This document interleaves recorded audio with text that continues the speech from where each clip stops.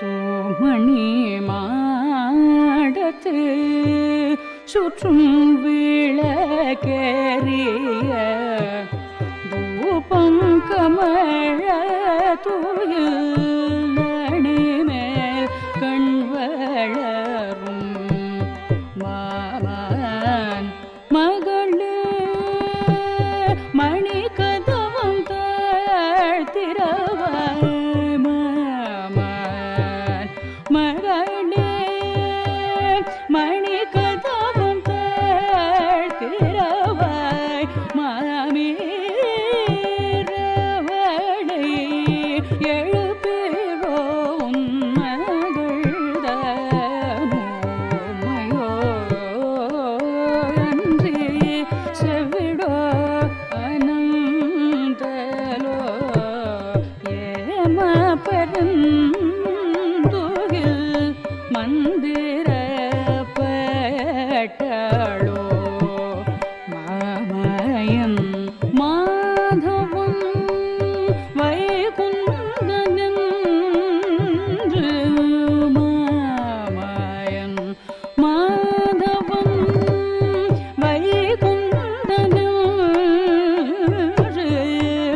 நாமம் பலவும் நவீன்றனோரும் பாவாய்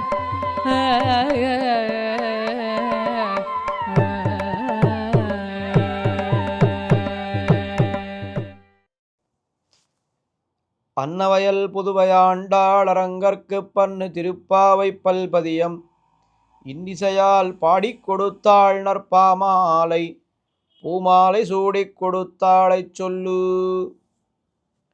வேதம் வல்லார்களைக் கொண்டு விண்ணோர் பெருமான் திருப்பாதம் பணிந்து என்கிற உயர்ந்த அனுஷ்டானத்தை திருப்பாவையிலே நமக்கு காட்டிக் கொடுக்கிறாள் ஆண்டாள் நாச்சியார். ஸ்ரீ வைஷ்ணவர்கள் பாகவதர்கள் ஒவ்வொருவருடைய திருமாளிகைக்கு சென்று அவர்களை எழுப்பிக் கொண்டு கண்ணபிரானுடைய திருமாளிகைக்கு செல்ல இருக்கிறார்கள். அதில் இன்றைய தினம் எழுப்பப்படக்கூடிய கோபிகை ரொம்ப அழகான ஒரு கோபிகை என்று காட்டுகிறார்கள். இவள் ரொம்ப சௌக்கியமாக உறங்கிக் கொண்டிருக்கிறாள். ஏன் அப்படி சௌக்கியமாக உறங்கிக் கொண்டிருக்கிறாள் என்னால் அவள் ஒரு உண்மையை அறிந்த, அந்த தத்துவத்தை அறிந்த ஒரு கோபிகை. நாம் கண்ணனுடைய சொத்து, இந்த சொத்தை எப்படி கைக்கொள்ள வேண்டும் என்று கண்ணனுக்கு நன்றாக தெரியும். அவன் எப்படி எப்பொழுது எப்படி கொள்கிறானோ அப்பொழுது அவன் கை கொள்ளட்டும் என்று எதை பற்றியும் கவலைப்படாமல் உறங்கிக் கொண்டிருக்கக்கூடிய கோபிகை இந்த கோபிகை. மேலும் வெளியிலே இருக்கக்கூடிய ஒரு கோபிகைக்கு இவள் தாய் மாமன் மகள், மாமான் மகளே என்று சொல்லி அதையும் சொல்லி இந்த பாசுரத்திலே எழுப்புகிறார்கள்.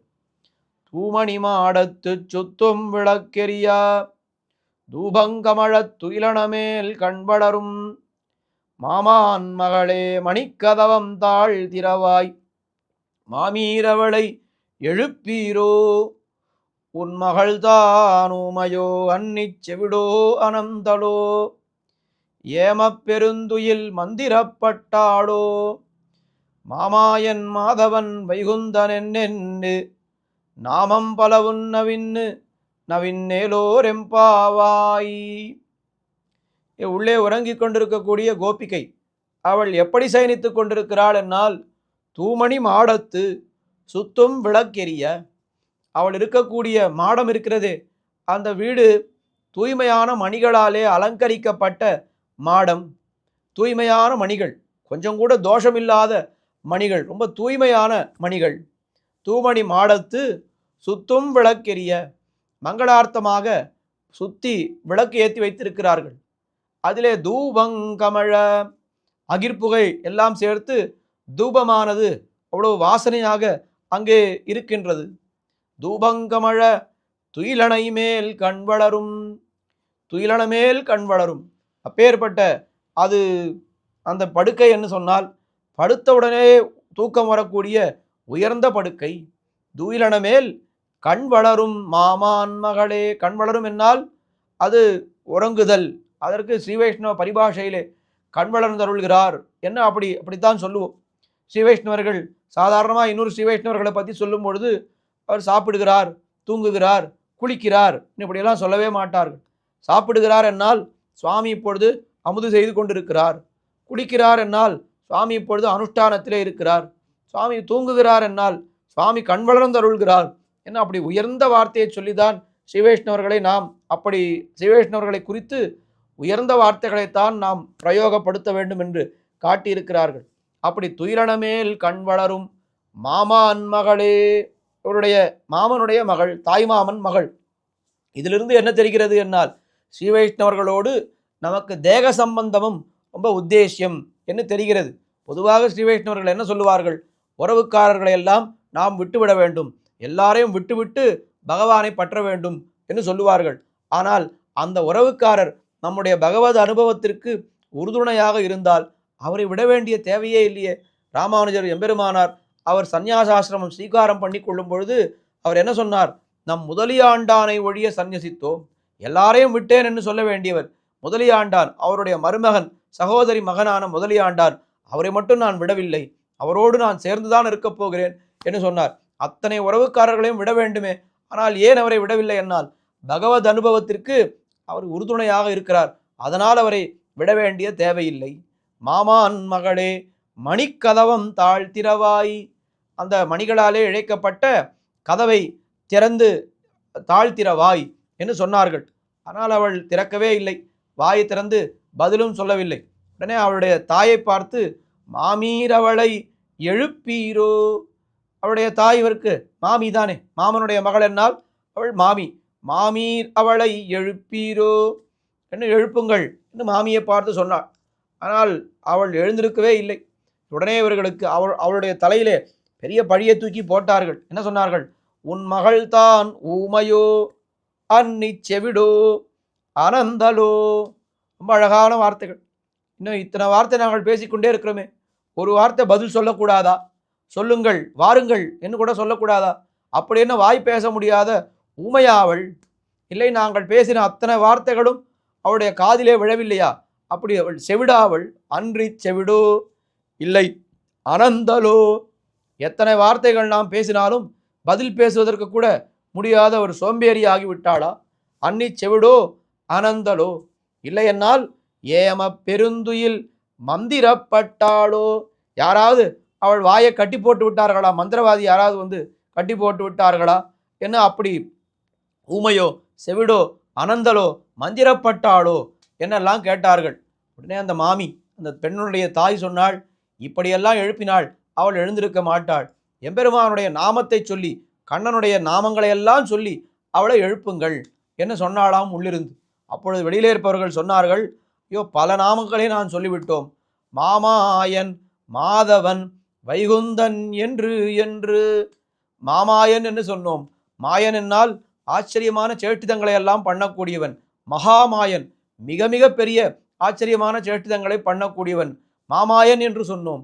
அதற்கு மேலே மாதவன் என்று சொன்னோம். மாதவன் என்னால் திருவின் மணாளன், மாயாகா தவாகா, திருவின் மணாளன் என்று சொன்னோம். எப்படி அவன் திருவுக்கு மணாளனாக இருக்கிறானோ அதே போல நமக்கும் அந்த உரிமை உண்டு. நாம் எல்லோருக்கும், ஜீவாத்மாக்கள் அத்தனை பேருக்கும் அவன்தான் மணவாளன், அவனை போய் நாம் அடையலாம் என்று சொன்னோம். அதற்கும் அவள் எழுந்திருக்கவில்லை. மாமாயன் மாதவன் வைகுந்தன் என்றென்று. வைகுந்தன், வைகுந்தத்தை உடையவன், நம் எல்லோருக்கும் வைகுந்தத்தை அளிக்கக்கூடியவன் என்று சொன்னோம். ஆனால் அவள் எழுந்திருக்கவே இல்லை. மாமீரவளை எழுப்பீரோ, நீங்கள் தான் அவளை எழுப்பி எங்களோடு அவளை சேர்ப்பிக்க வேண்டும் என்று இந்த பாசுரத்திலே ஒரு கோபிகை எழுப்புகிறார்கள்.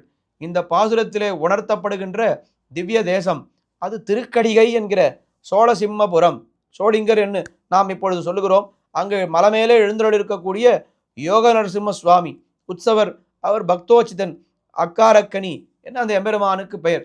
மிக்கானை மறையாய் விரிந்த விளக்கை என்னுள் புக்கானை புகழ்சேர் பொலிகின்ற பொன்மலையை தக்கானை கடிகை தடங்குன்னின் மிசையிருந்த அக்காரக்கனியை அடைந்துய்ந்து போனேனே என்று திருமங்கையாழ்வார் பாடுகிறார். அந்த மிக்கானை மறையாய் விரிந்த விளக்கை என்று சொன்னார். இங்கேயும் பாசுரத்தை ஆரம்பிக்கும் பொழுது தூமணி மாடத்து சுத்தும் விளக்கெரிய, என்ன அழகான ஒத்துமை. இங்கேயும் விளக்கு, அங்கேயும் விளக்கு. அதற்கு மேலே இவர்கள் சொன்ன நாமம் மாமாயன் மாதவன் வைகுந்தன் என்று. மாமாயன் என்னால் ரொம்ப ஆச்சரியமான சேட்டிதங்களை எல்லாம் பண்ணக்கூடியவன். யோசித்து பார்த்தால் நரசிம்மனை போலே ஆச்சரியமான சேட்டிதங்களை பண்ணினவன் யாருமே கிடையாது. சேராத வஸ்துக்களை எல்லாம் சேர்ப்பிக்கக்கூடியவன். யோசித்து பாருங்கள், மனித உடம்பிலே சிம்மத்தினுடைய தலை எங்கேயாவது பொருந்துமா? ஆனால் நரசிம்மன் அந்த பொருந்தாத வஸ்துக்களை எல்லாம் சேர்ப்பிக்கக்கூடிய மாமாயன். பெரிய ஆச்சரியமான காரியங்களை எல்லாம் பண்ணினவன். இங்கிருந்து வருவானா, அங்கிருந்து வருவானா என்று எல்லாரும் யோசித்துக் கொண்டிருந்த பொழுது அவன் எங்கு தட்டினானோ அங்கிருந்தே வந்தான். அளந்திட்ட தூணை அவன் தட்ட ஆங்கே வளர்ந்திட்டு வாடுயிர் சிங்க உருவாய் உளம் தொட்டிரணியன் ஒன்மார் பகலம் பிளந்திட்ட கைகளால் சப்பாணி என்று பெரியாழ்வார் பாடுகிறார். அவன்தான் மாமாயன், அவன்தான் மாதவன், திருவின் மணாளன். எந்த அவதாரம் எடுத்தாலும் பிராட்டி கூடவே அவதரிக்கிறாள். அவன்தான் மாதவன், அவன்தான் வைகுந்தன். அத்தனை வைகுந்தத்தை உடையவன், நம்ம எல்லோருக்கும் வைகுந்தத்தை கொடுக்கக்கூடியவன் அந்த அக்காரக்கனி எம்பெருமான் நரசிம்ம பெருமான். அந்த எம்பெருமானை இந்த பாசுரத்திலே நாம் நினைவு கூறுவோம் என்று காஞ்சி சுவாமி காட்டியிருக்கிறார். தொடர்ந்து அனுபவிப்போம். ஆண்டாள் திருவடிகளே சரணம்.